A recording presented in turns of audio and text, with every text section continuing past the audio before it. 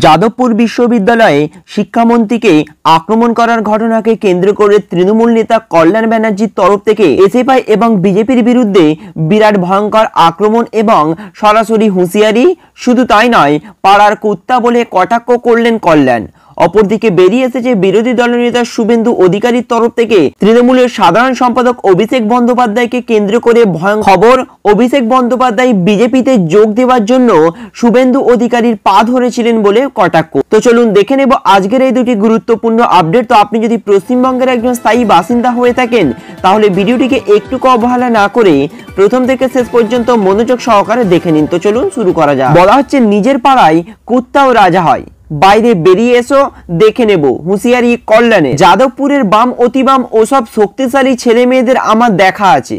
নিজের পাড়ায় কুত্তাও রাজা হয়, বাইরে বেরিয়ে এসো দেখে নেব, হুঁশিয়ারি কল্যাণ। গত কয়েকদিন আগে যাদবপুরে একটি প্রোগ্রাম ছিল, সেখান থেকে শিক্ষামন্ত্রীকে ঘিরে ধরে চড় মেরে গাড়ির মধ্যে ঠেলে দেওয়া আরো কি সব ধরনের অসভ্য আচরণ। আপনাদের যদি কোনো ডিমান্ড থাকে তাহলে সেই ডিমান্ডটি জানাতে অফিসিয়াল ভাবে যেতে পারতেন। শিক্ষামন্ত্রী গেছে বলে তার উপর ঝাঁপিয়ে পড়তে হবে, এটা আবার কি? বিগত 7-8 বছর ধরে দেখছি যাদবপুরের বাম এবং অতিবাম এরা এমন একটা কাজ করছে যাতে যাদবপুর ইউনিভার্সিটির বদনাম হয়। এর আগে দেখেছি র্যাগিং এর জন্য মৃত্যু হয়েছে, তার আগে আরো অনেক ঘটনা। এই যাদবপুর ইউনিভার্সিটি বাম এবং অতিবামরা আরজি করের সময় ধুন্ধুমার করেছিল। এরা সিপিএম এর সব গুন্ডা ছাড়া আর কিছুই করতে জানে না।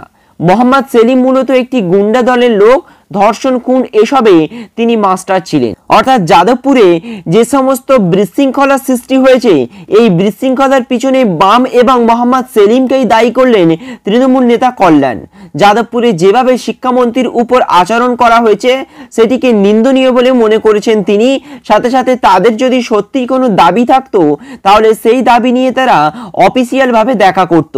এভাবে প্রোগ্রামের মধ্যে যাওয়া শিক্ষামন্ত্রীকে ধরে অসভ্য আচরণ এবং তার উপর আক্রমণ করতো না।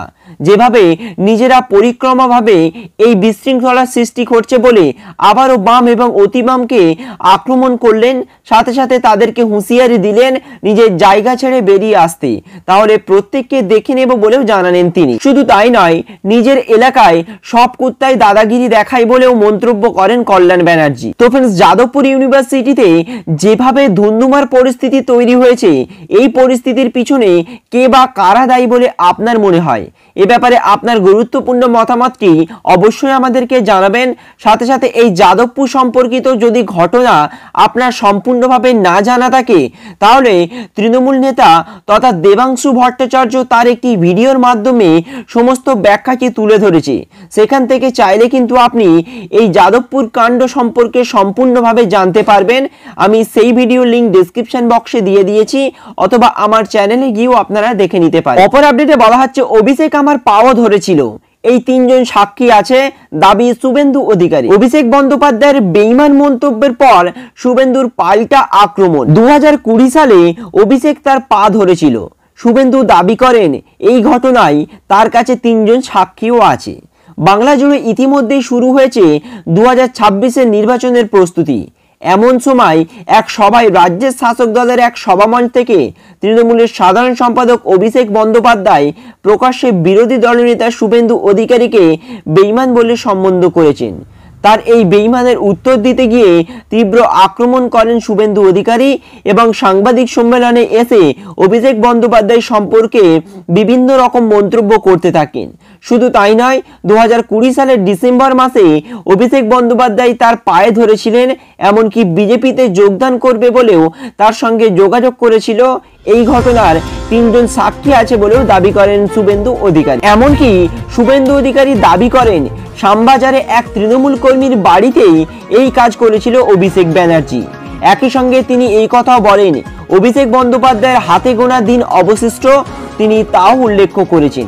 অর্থাৎ অভিষেক বন্দ্যোপাধ্যায়কে বিজেপিতে যোগ, যেই নিয়ে রাজনৈতিক মহলে জোর চর্চা চলছিল, সেটির দাবি উড়িয়ে দিয়েছেন অভিষেক বন্দ্যোপাধ্যায় নিজেও।